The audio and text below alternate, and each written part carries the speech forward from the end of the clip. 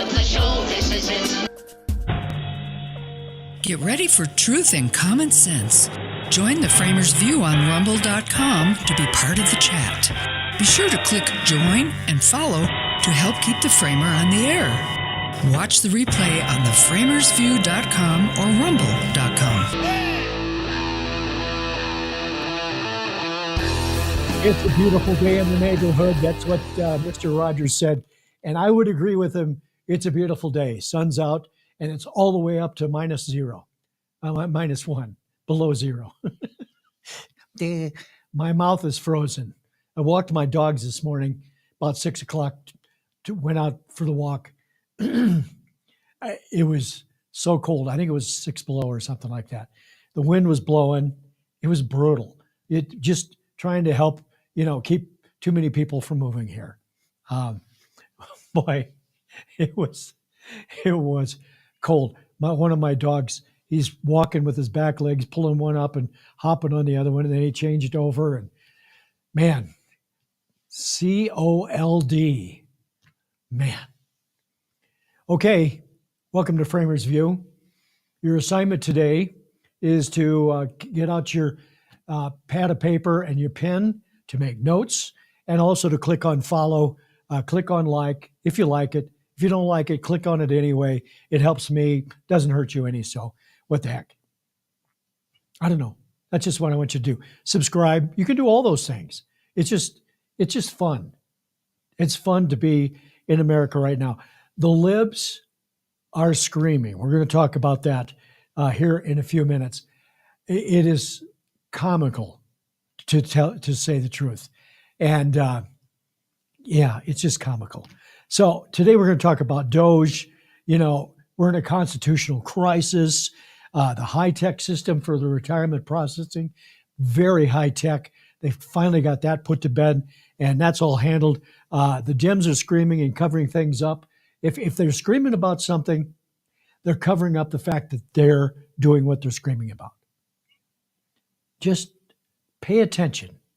Make notes. Take your notepad, make notes. That's how we got the Constitution.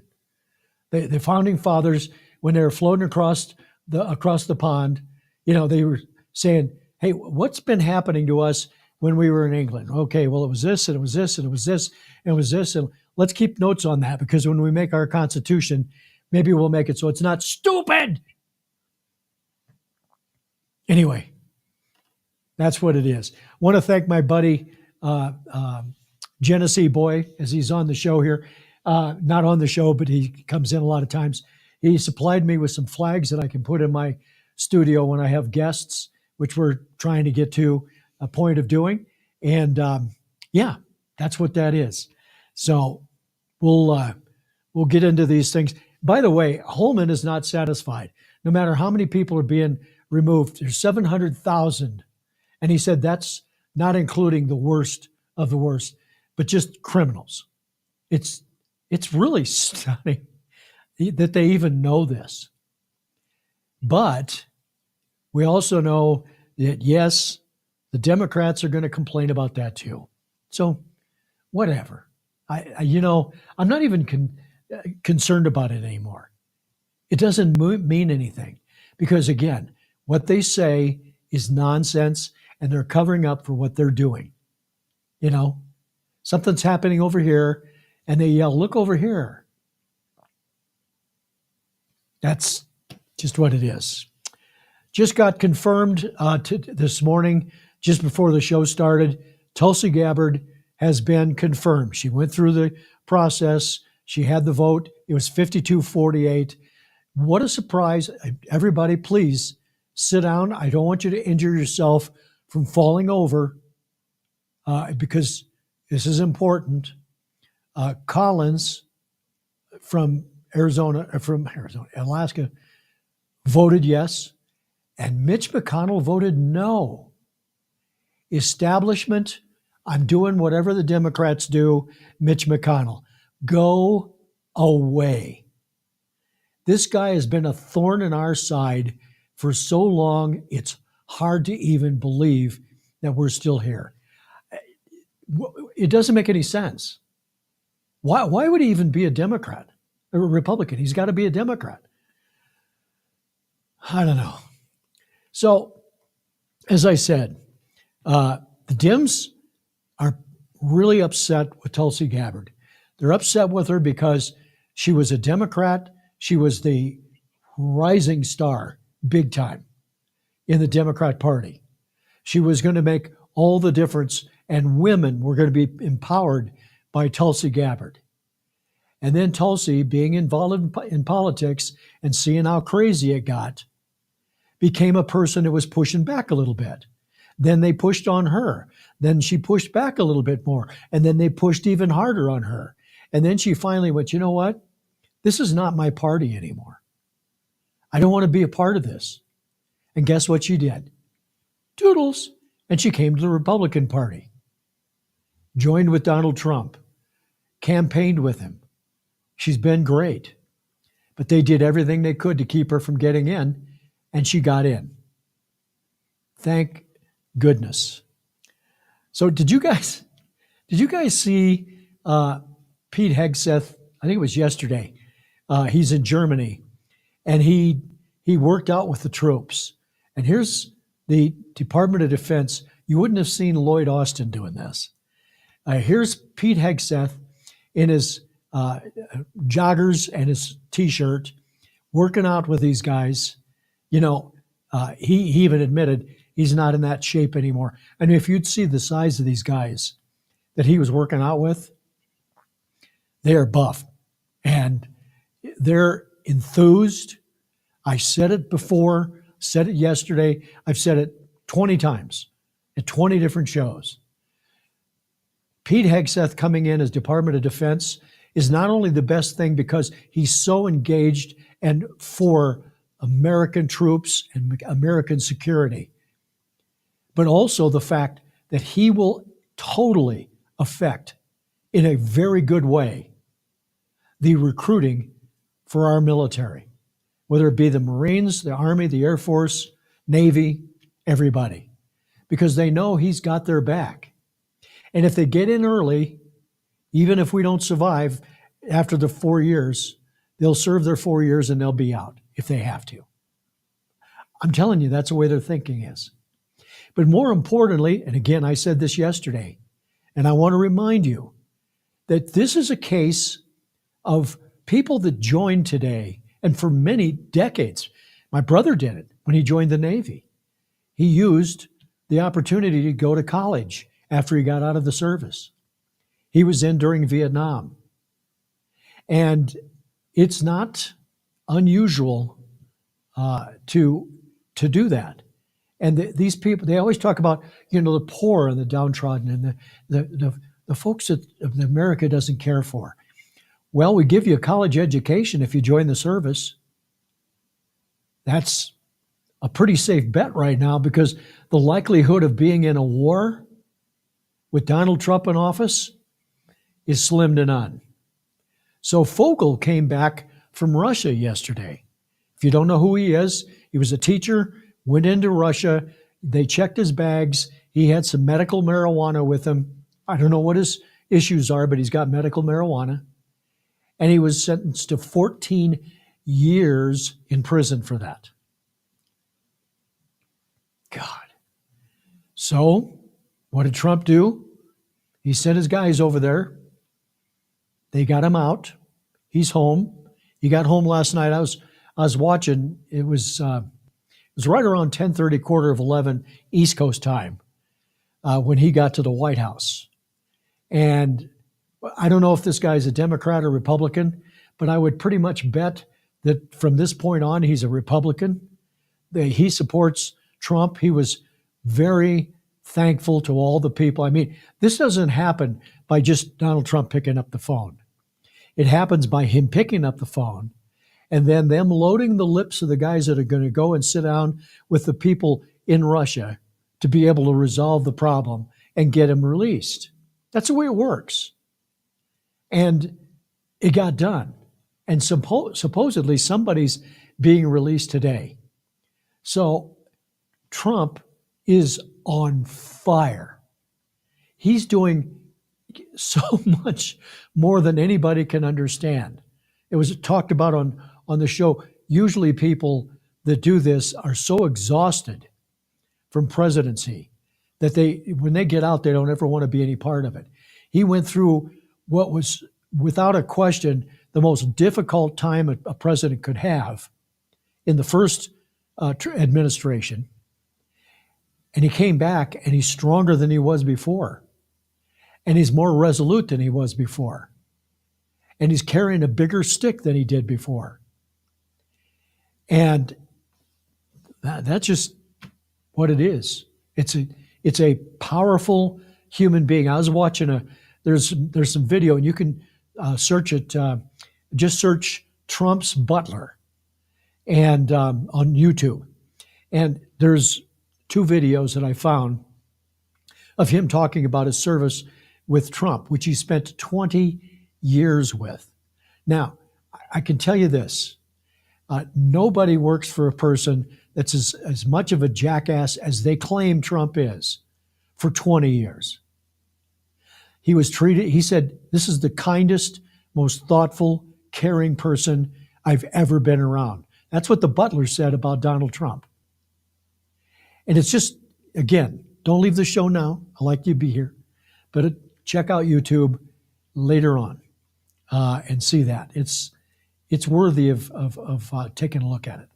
So that's what, happens. So I want to just spend a couple of minutes on this whole government spending and how government works. Because I'm amazed when I talk to people and they say, how do you know that? Which tells me they don't know that.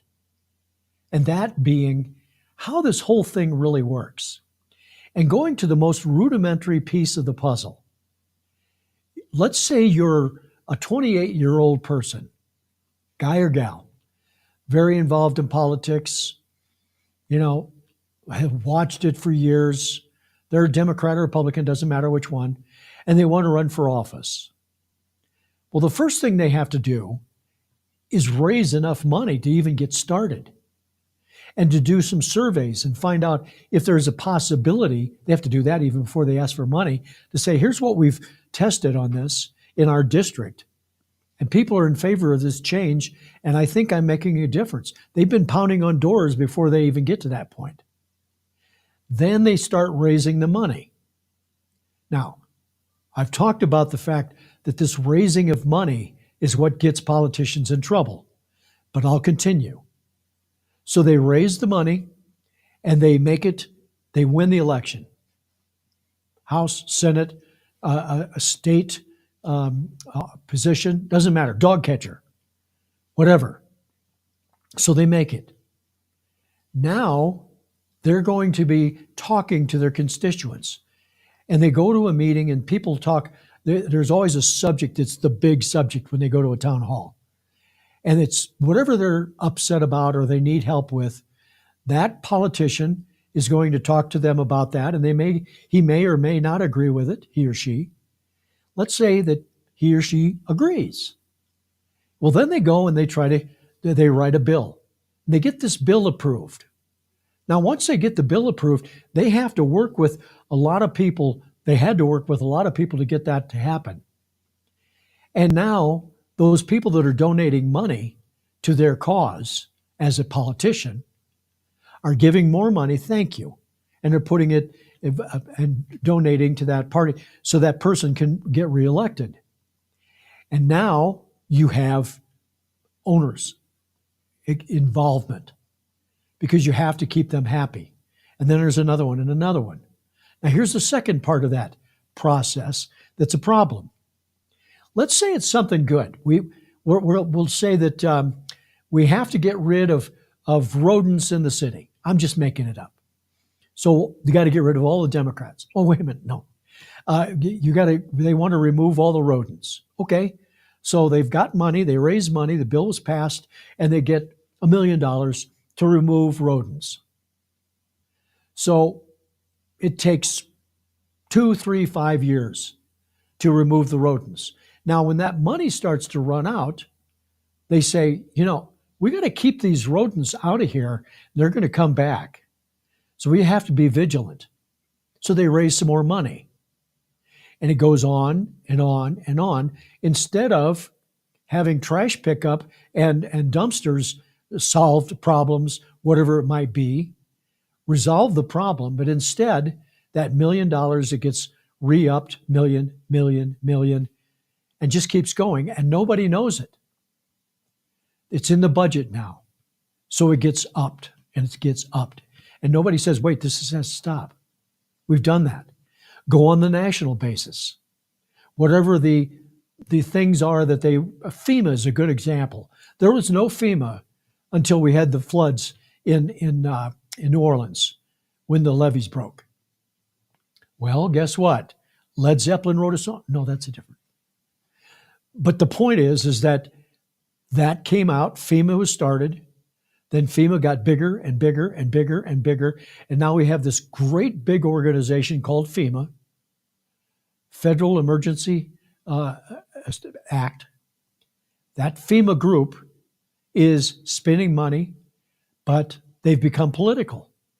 So Trump is saying, look, the states should take care of their own problems. They know what the issues are. They know what roads were damaged. They know all of these things that occur. Now, the government can give them money, but it should be the government of the state that takes care of the people in that state or that city or that county or whatever it is, whatever the emergency is. I agree with that. So Trump wants to make that change. But guess what? The Dems, oh, no, you can't do that. Well, why is that? Well, because there were, let's say, 240 people that said yes to FEMA. And they said yes to FEMA because their constituents said, we need something to protect people, and we don't want that New Orleans thing to ever happen to us, a tornado, a hurricane, whatever the case is, flooding, a dam breaks. So they just keep pushing it, and they get bigger. And now they send FEMA to California and to North Carolina and here and there. And then they see a Trump sign and they say, we're not going to take care of those people. These are the things that happen because nobody's watching. And then it just gets ugly. Now you get a guy, I was watching the hearings on the DOGE program today with Congress. What a bunch of screaming crybaby pigs these libs are. The lies. All they can do is scream and claim that we're going to take away Social Security and Medicaid and Medicare, and we're going to close the schools, we're going to close everything, everybody's going to die, it's all over. That's what we're hearing from the Democrats in these hearings.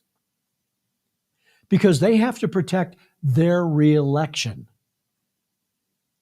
But I watched, I can't think of her name. They had it up for a few minutes and I forgot. I was going to write it down.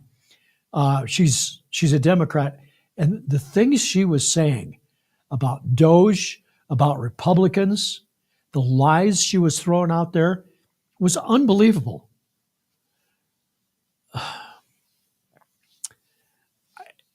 It's a destruction of this country when we have that happen. And I will now circle back to my point that all elections should start in July of the year that the election is. July, August, September, October, election in November. That's it. No fundraising by politicians whatsoever. They tell their piece, what they're going to do. They ask for people's votes, and the money they get to do that and the campaigning with advertising is done by funds that come from the government, which will be way less expensive than what happens today. We won't spend $1 billion each to run for president. We don't have time for all the nonsense. Get the election, have your people run campaigns, get elected, and you are answering to no one but America and your constituents that can ask for requests but didn't get money and expect something special. That's what has to happen. I don't know why that isn't obvious, but clearly it isn't. So, with that said, and it was said, we'll get to Doge. Now, one of the things they talked about in this hearing this morning that I was watching, it's still probably going on, was that, Doge is unauthorized, unelected people, all of this nonsense that they come up with. Well, watch this video because this is about what Doge is and how Doge became Doge. And it might surprise you. I didn't even realize this. This is fascinating. When President Trump took office 3 weeks ago, he didn't just create the Department of Government Efficiency out of the thin air. He renamed an office that already existed, the U.S. Digital Service, which was housed within the Executive Office of the President. The USDS was created by Barack Obama in 2014 to fix the Obamacare website. Obama picked an administrator, making it a political appointment. The department then becoming a left-wing advocacy group. When Trump first took office in 2017, he reclassified the office rather than eliminate it and switched the top job from a political appointment to a career position.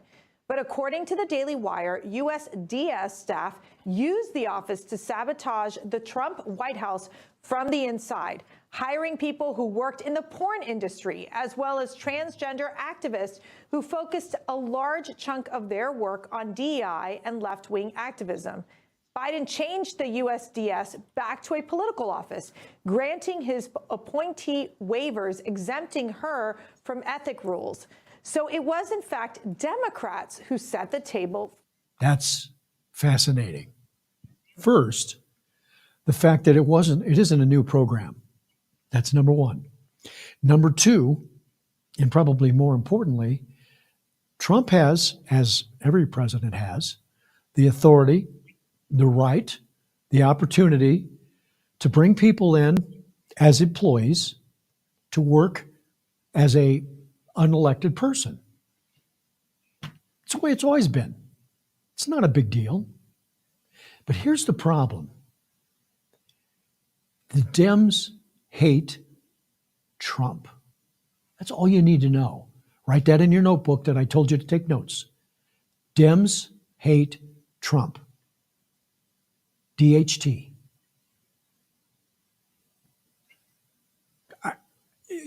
Thank you and good night. I mean, it's so simple. They can't stand it. They can't stand that he's successful as he is. They can't stand that he's getting things done. And they really can't stand that it's getting pointed out really fast how we're wasting money in this government. And one would ask, why would you not want to cut expenses for your constituents so you don't have to raise taxes? Pretty simple question, isn't it? But there's a Dem that was in on the dais when Mercedes was talking there about Doge and how it's created, and he has a whole different look at this. Is Doge in the government or is it outside of the government? Because I keep hearing it's outside of the government, and now we're saying that its roots are in the government. So which is it, is the thing? And, I think if you're going to do that and it's going to be part of the government, I'm sure Elon has security clearance, but all of these other members who have access to our information, looking at the Treasury, they don't have them. The 19-year-old kid who's a college student who's looking at everybody's or has access to everybody's information hasn't gone through the process that other members of our government have. And I think that that is really problematic. That's why a judge is putting a stop to it. Well, he just overturned it. It was just overturned in favor of Trump. This stopping of spending until they figure out what's going on, judge just ruled on that in favor of Trump. Hello, what do you think of that? So, first of all, I've said it over and over and over again. This data that they keep claiming about, that you just saw him talking about, that data that they're getting their hands on. There was somebody else this morning I was looking at. They said that he had requested codes to the software. Nobody's going to get that. And let's say that you got the code to get into the federal budget software. How long do you think it would take you to find the code for something in that? It's probably spaghetti code anyway, because they've updated it and updated it and updated it, just, hung things off of different parts of the code to be able to do things. And they're not going to get that code. Nobody's going to get that. And nobody asked for that. They wanted the password to be able to get in and be in viewer mode, because that's what the password allows, to view what's being spent, how it's being spent. As an example, when everybody was supposed to stop spending, an employee of USAID, I think it was USAID, maybe it was one of the others, gave $59 million to New York for hotel expenses. They wanted to get it out quick before it all got stopped. Went totally against Trump. And guess what happened? That person is fired, along with a few others that were involved. Good. We can't operate this way. Trump came into office, and when we pulled that lever and voted for him, we did that with the idea of getting this country under control, not having him be the dictator, as they claim, but to be able to get things under control. That's the most important part of this election that we just had on November 5th. Donald Trump needs to be able to have an opportunity to get the job done. And they don't know what to do about this because it's just too powerful. It's not too powerful, but they think it is. So, CNN tried for a little while, because their numbers, I can fit everybody that watches their show in my studio here, I think. They tried to be more neutral, more central to what is really going on. But they're right, they can't resist. They can't do it. Hate causes that. When somebody does something good, I would support it. Stansbury, I think is her name. She's a Democrat that's in this committee about Doge. And when she started talking this morning, I was getting ready to put on my cute little shirt here and get ready for the show. And she was talking about Doge and expenses and everything. And Marie said to me, she said, this is a good Democrat. She's really talking common sense here, because she was starting to talk. She's making sense. And I said, watch what happens. I yelled across the room. I said, watch what happens. She's going to disappoint you. It wasn't 10 seconds. And she went into her diatribe about, Republicans and Musk and all of the stuff. He's unelected. He doesn't have a right. It's against the law. It's a constitutional crisis. It just is crazy. And I've always said, don't fall in love with a politician, because they're going to disappoint you. Every single one of them. I don't care if it's a Democrat or Republican. Some will disappoint you less often than others, but they're going to disappoint you. So give them kudos when they do something good, and when they're bad, talk about it. I don't get to do that for Dems very often about the good. So CNN had Larry Summers on, talking about the budget and just bloviating about them getting into the Treasury and how it's going to destroy things. And I want to warn you, Larry Summers is not the guy we remember. He may have had a stroke as I watch him, but he still doesn't make any sense. But when he was perfectly fine 20 years ago, he didn't make sense either. So that doesn't matter. But watch what he says, and we'll talk. Elon Musk and his team having access to this payment system, what does it risk? Invasions of privacy. They are political appointees. It appears largely unvetted, untrained, and with potential conflicts of interest. It risks breakups of necessary payments for people who depends on them, and it risks constitutional challenges if they use their authorities, as some statements indicates they intend to cut off or stop payments that were mandated by the Congress that the president doesn't have the authority to halt. So it's threatening to people, to livelihoods, and to the constitutional democracy. Okay.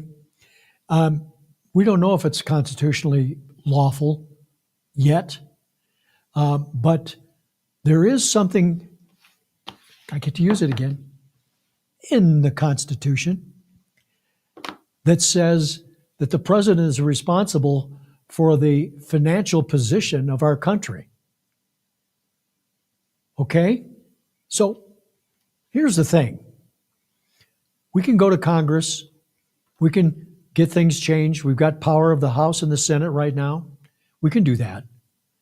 But if we put it off, just like that person did, sending $59 million to New York for immigration, for immigrants, if it's just a short-term thing, they're going to spend everything they can while they're being held up. It's going to go to court. It's probably going to go to the Supreme Court. But I think Trump's going to win. And the reason I think he's going to win is he has a fiduciary right and responsibility to do that very thing. That's really what it all boils down to. And once we get past this nonsense that we're in the middle of, and we can start getting control of expenses, imagine if all of a sudden we have a surplus and we start balancing the budget and we can pay off, we start making more oil. We sell it to all around the world. We start buying down this debt that we're in. $37 trillion.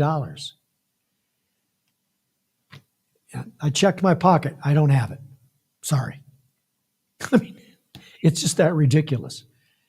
But we have to do something to stop the spending and then figure out a way to start paying back this enormous bill we got hanging over us. So Summers made a couple other comments about Suno, and he's the governor from, I think it's New Hampshire. He's a Republican, kinda. Watch this. On Chris Sununu. And he campaigned against Donald Trump in the campaign against Donald Trump. He was for Nikki Haley. So he says he doesn't like him, but he now says that this does not worry him at all. He actually applauds Elon Musk's move going into Treasury and going into this payment system. Let me play this for you. Do you know how many people have your social security number right now? So you're just saying cool. I'm saying I don't like it, but that's the society we live in. I mean, it really is, guys. So many people that you don't know that have no security clearance have all that information. Don't fool yourself. You're just okay with it. You're okay with having like them access Treasury Department information. I understand that about 1 million people have access to my social security number right now. And if you don't think that's the case, America, I'm sorry, it just is. I've got great respect for Governor Sununu. And I think there needs to be a lot of reform. There are a lot of wasteful payments the government makes. The government's computer systems could be modernized and upgraded. But that's no excuse for abandoning the rule of law. That's no excuse for allowing the president to do what the Supreme Court rejected when Richard Nixon did it in terms of just cutting off payments. That's no excuse for not vetting the people who are doing. Guys, there's nothing to vet because they can't institute a change. Tell your liberal friends that are screaming about this. They need to understand. They can't change anything. Trump can. Trump can make moves and changes, but that advice comes from the people that are viewing only the data in Treasury, the data at USAID, the data at FEMA, seeing what's happening, recognizing waste. if you would have seen the video, it's too long. I didn't want to put it on the show. If you saw the video of Elon Musk in the White House yesterday in the Oval Office, this guy's brilliant. I mean, he understands how all of this works. He gets it.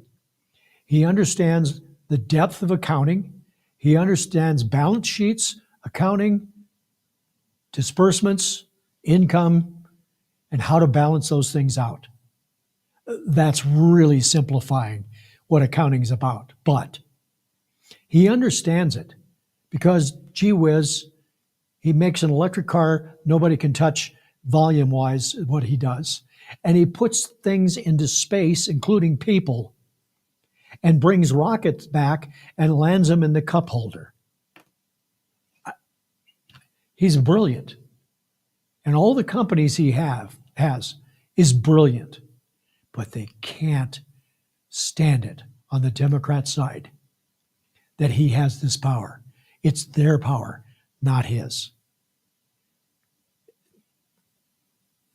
I don't know how to make it any simpler for you. It's just what it is. So because this is happening, we have a constitutional crisis. It's very clear. It's a constitutional crisis.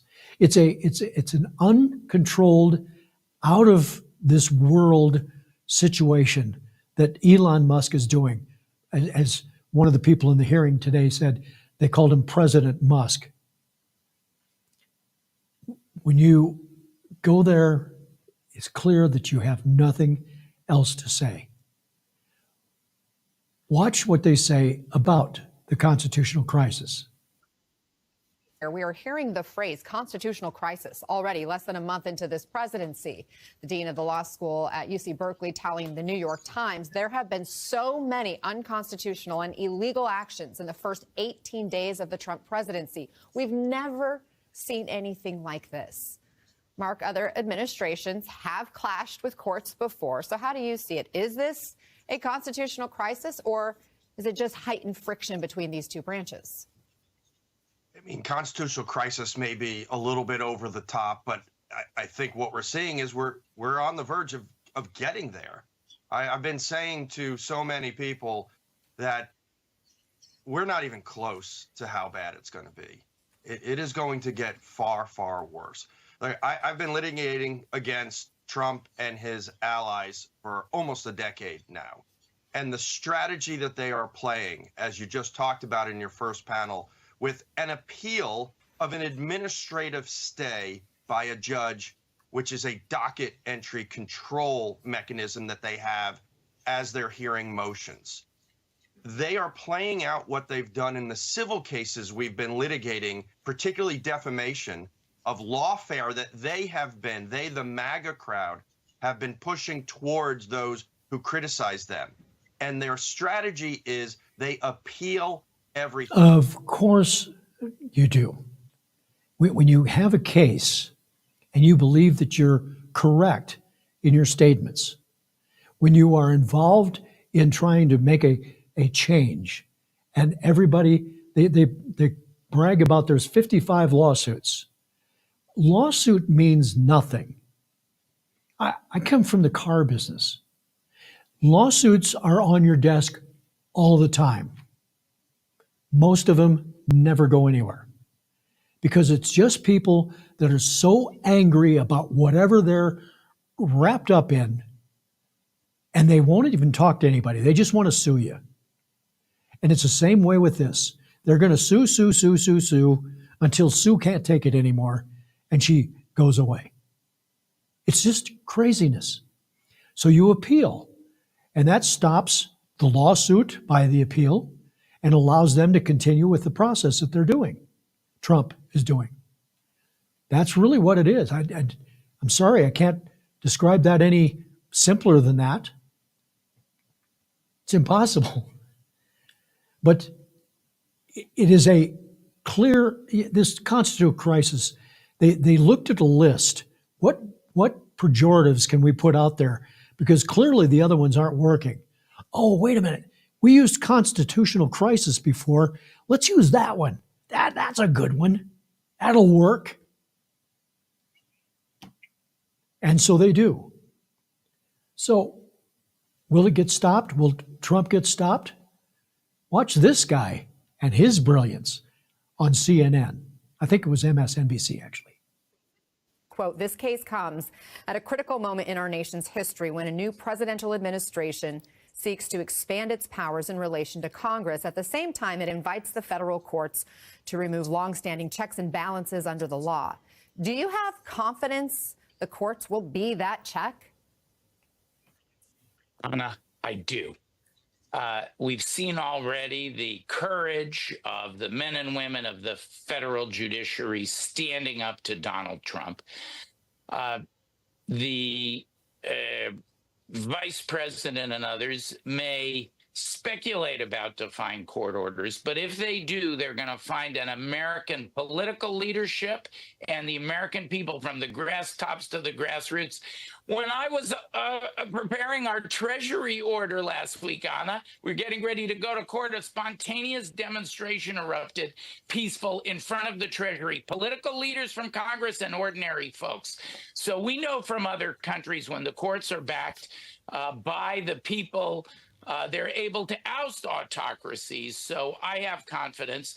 We'll see what happens at the Supreme Court. But even this Supreme Court is not going to want to see their orders thwarted. That's the most fundamental principle. And I think American democracy is responding strongly, meeting shock and awe with shock and awe. I think we'll see success in the fork in the road case today in Boston.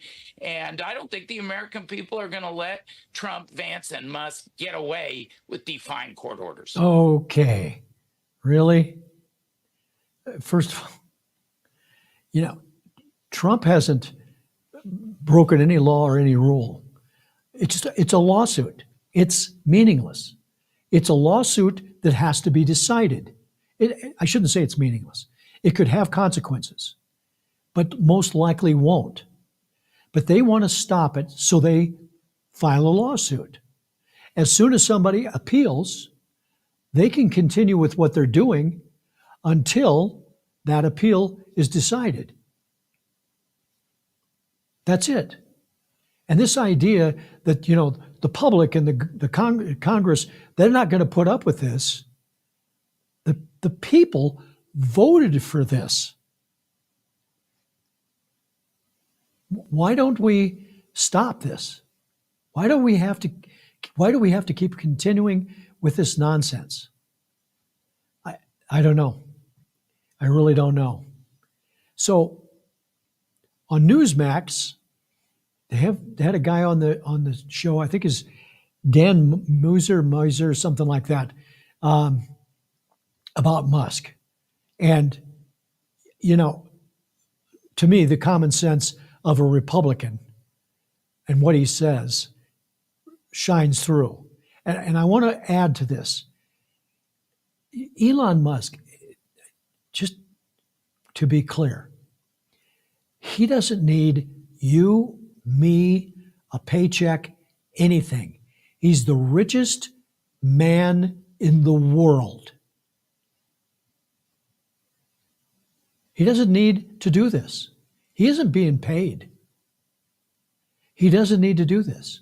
And these young punks that they're talking about that don't have any clearance and haven't been vetted, they're looking at data. They're reporting back to Musk. Musk is reporting to Trump. Trump's making decisions. And he is on a bend to get everything reduced and removed quickly. I think he should. Watch these comments. Argument remains that totally against Elon Musk and his efforts. Your reaction? Yeah. Well, they keep on saying he's not elected. There are thousands of people in the federal government that are not elected that are in positions of authority and in the same class that Elon Musk is. Look, Elon Musk is draining the swamp, if you will. President Trump is the leader in draining the swamp, in removing things that are completely unaccountable, completely wasteful. And there are a lot more. The list goes on. I mean, I've got bills for waste, abuse, and fraud that are not yet making the impact that they will. And I mean $100 billion worth of impact. So it's getting going. The swamp is fighting back. It's unbelievable.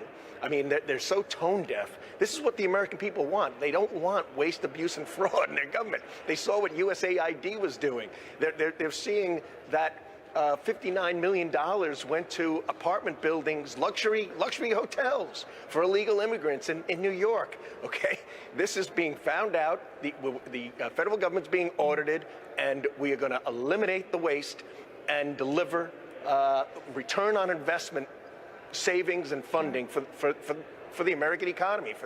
And this whole thing, this $59 million that went to New York. Do you suppose there's a reason that Chuck Schumer and the politics of New York want to stop this spending? Of course not. This hotel, do you think they're upset about it? Of course not. And why aren't they upset about it? Because no hotel, I said this yesterday, no hotel, almost no hotel, every day, 365 days out of the year, have all rooms taken. Doesn't happen. But this is like regular. Every day, they got people in there. They're living there. They're destroying the place.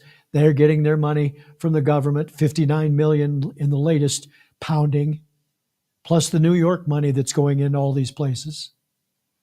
And the public's tired of it. They've had it. It's just craziness.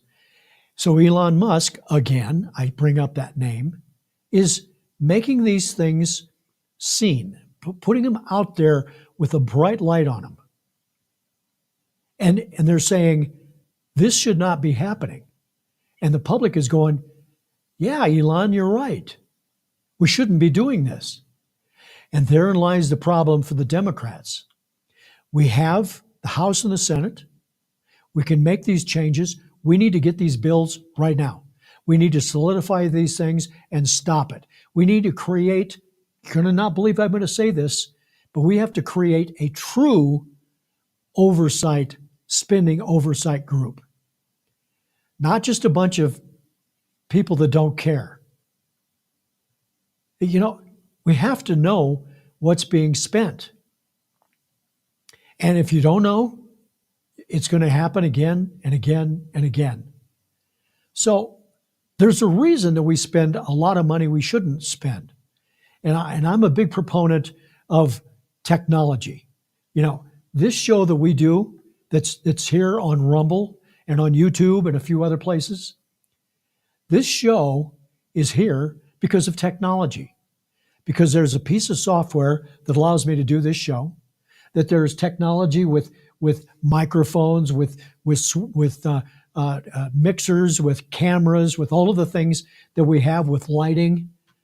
And all of those things allow us to do things that we couldn't do.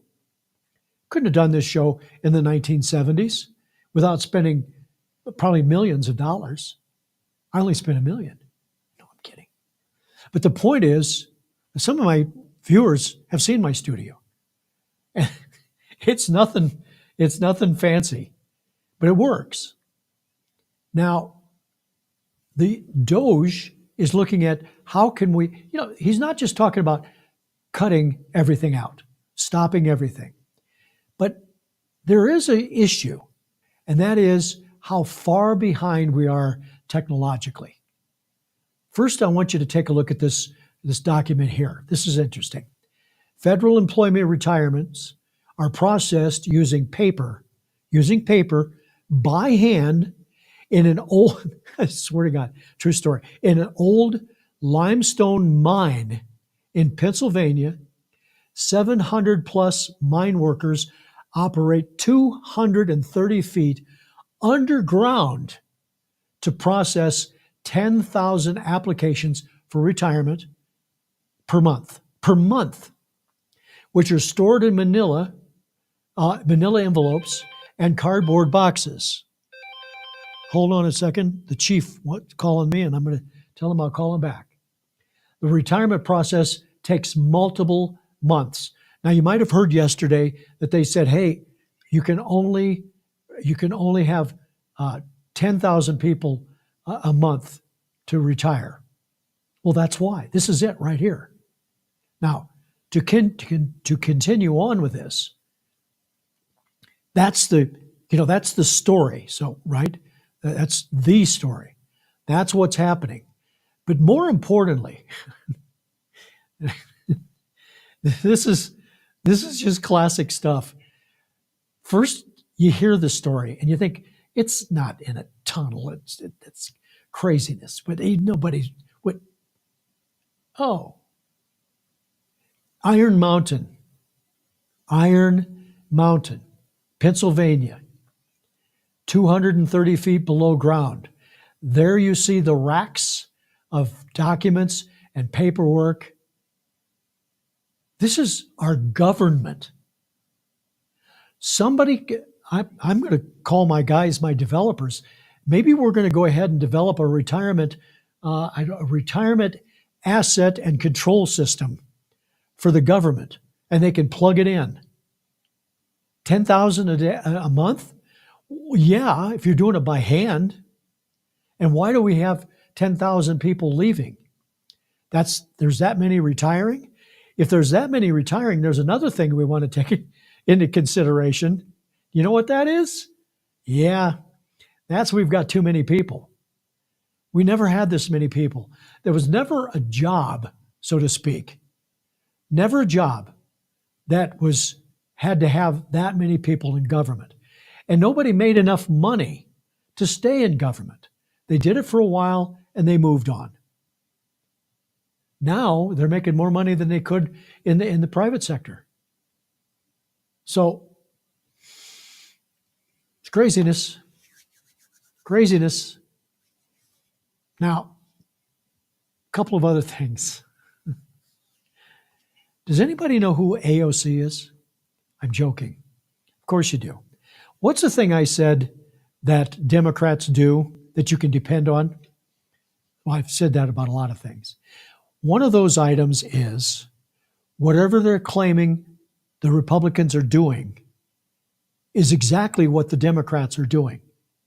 It is proven out tens of thousands of times since I was a kid. My first introduction to Republicans, literally back in school, and I'm talking high school. And the comment was, whatever they're saying is what they're complaining about is what they're actually doing. And here we are, 50 some years later, and it's still happening. Of course it is, because they have to cover up what they're doing by claiming somebody else is doing it to say, whoa, squirrel. Well, it's going on over here. That's what this is. So AOC, she complains about the filth and the grime and homelessness and people that are struggling and people are suffering and all of these things that are happening. It's terrible. How can we possibly have this occur? Well, I got an answer to that. I really do. The answer is this. Alexandria Ocasio-Cortez, prostitution scandal explodes. She's not a prostitute, just so you know. Progressive rep AOC will tell you that her hometown district of Queens, New York, is the epitome of working class Americans and is made up of struggling Americans just trying to make an honest buck. That sounds good. And she's going to claim that to the public. But the people who live there, they see and know the difference, as it is always. But those who live in AOC's district describe a much different scene.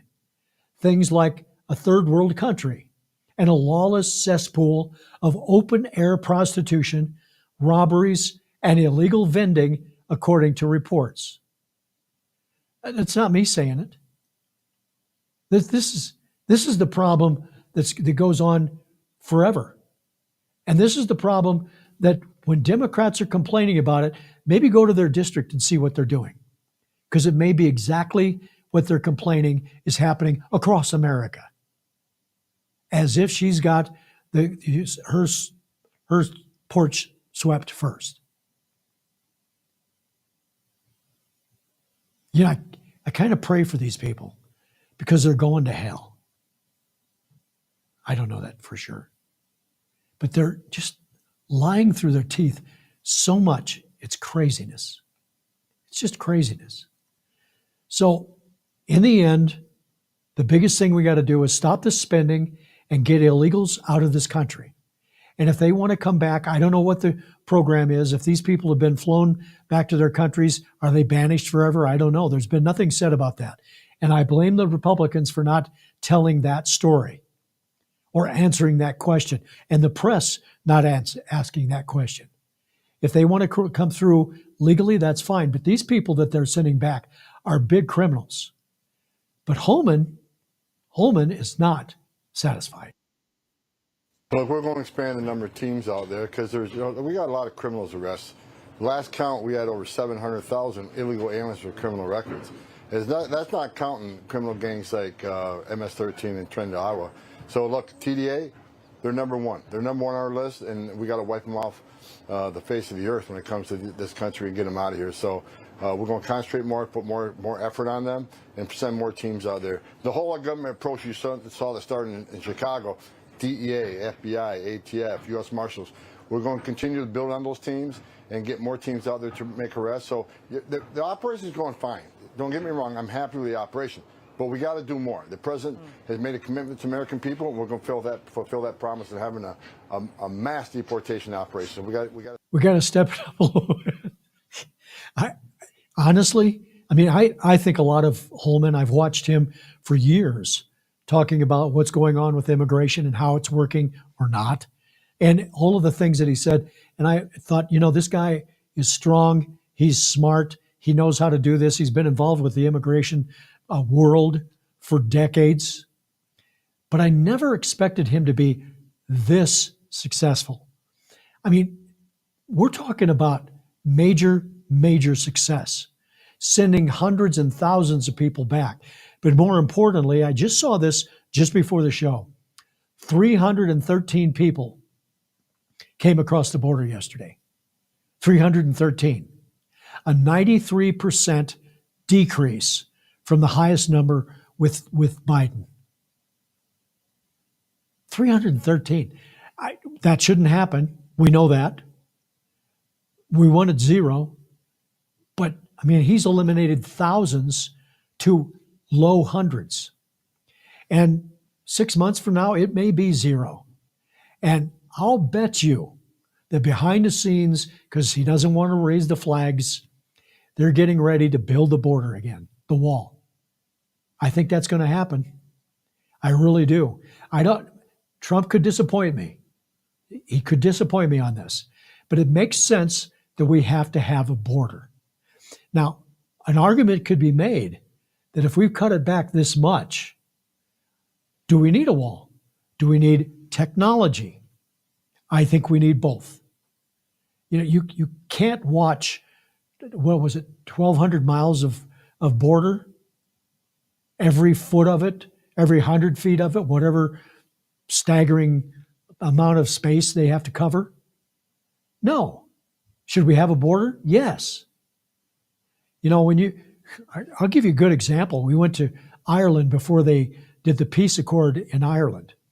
And we were on vacation, and we were heading from Dublin, going across Ireland, heading west, and we were going to go across the border into Northern Ireland. Northern Ireland is, of course, the northern part. It's called the Republic below. And it was all about religion. Catholics and non-Catholics separated that north and south. We were going to go across the border. And when we got to the border, here's a turret with machine guns up there, with guys up in the turrets, and guys with machine guns at their border. That's a small border. Ireland's smaller than Colorado. But the point is that they were protecting the border of their own country because they didn't want people from south to come into the north. And this is a country of having people coming from other countries that we're talking about here in the United States. It's going to continue to get solved. All right, final story. I promised you, because I'm a promiser, I promised you that I would bring you humor. And today it's brought to you by whom? The View. Joy Behar. She never disappoints. When I need something funny and I can't find what I want, she pops up and does something really stupid. Check this one out. Joy Behar suggests Trump's plan to eliminate pennies stem from jealousy of Lincoln. The View host of Joy Behar said on Tuesday that 47th President Donald Trump's call to dismantle the production, I love that word, of the penny was only because he was jealous of America's 16th president, Abraham Lincoln, whose face appears on the coins. No, she really said this. She actually said this. Behar and other far-left co-hosts were discussing Trump's plan to stop minting pennies after he claimed it costs more to produce them than what they are actually worth. However, the ABC midday talk show said that he just did it to soothe his own ego. I mean, he's jealous of everybody. He's getting rid of the penny? He's even jealous of Lincoln, Behar exclaimed. He's so small and petty. What did I say a few minutes ago? When you are what you are and you're embarrassed by it or want to cover it up, you blame somebody else. He's so small and petty. Joy Behar. Need I say more on that? But here's a point to consider. And Marie came up with this, and she's so right. If he, knowing Trump, if he really cared and was jealous of Abraham Lincoln, he has talked about how great Abraham Lincoln was. By the way, I don't know if you know this, Abraham Lincoln freed the slaves. But if he really cared about that and he was jealous of Lincoln, he wouldn't have stopped the penny. He would have made an order to change the face on the penny to Donald J. Trump. He wouldn't have stopped the penny. He'd have fixed the problem he worried about. I don't want him to have his face on there. So he puts his face on the penny. And by the way, he said it costs 2 pennies to make a penny. It turns out it's actually 4 pennies to make a penny. Our mint, the Denver Mint, makes pennies here. Now people are wondering if they make more than pennies. But I think pennies are probably one of the biggest used coins, which we don't use many coins anymore anyway. But that's what he would have done. He would have put his face on the penny if he was really jealous of Abraham Lincoln. Stop. All right, I've gone over on my show. Sorry about that. Hey, I appreciate you being here. Would you do me a favor, all those that's on the show, and if you're watching it later, click on the follow button. Make it so it says following. Make it so you click on like, and I see like pop up on the screen. You could do it right now, and I'll stand and watch. Still hasn't happened.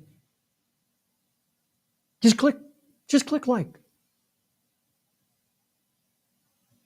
Okay, haven't done it yet. It'll happen. I hope you have a good day.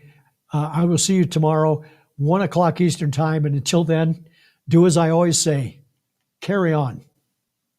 Thanks for your support. Join the Framers View Monday through Friday at 1 p.m. Eastern.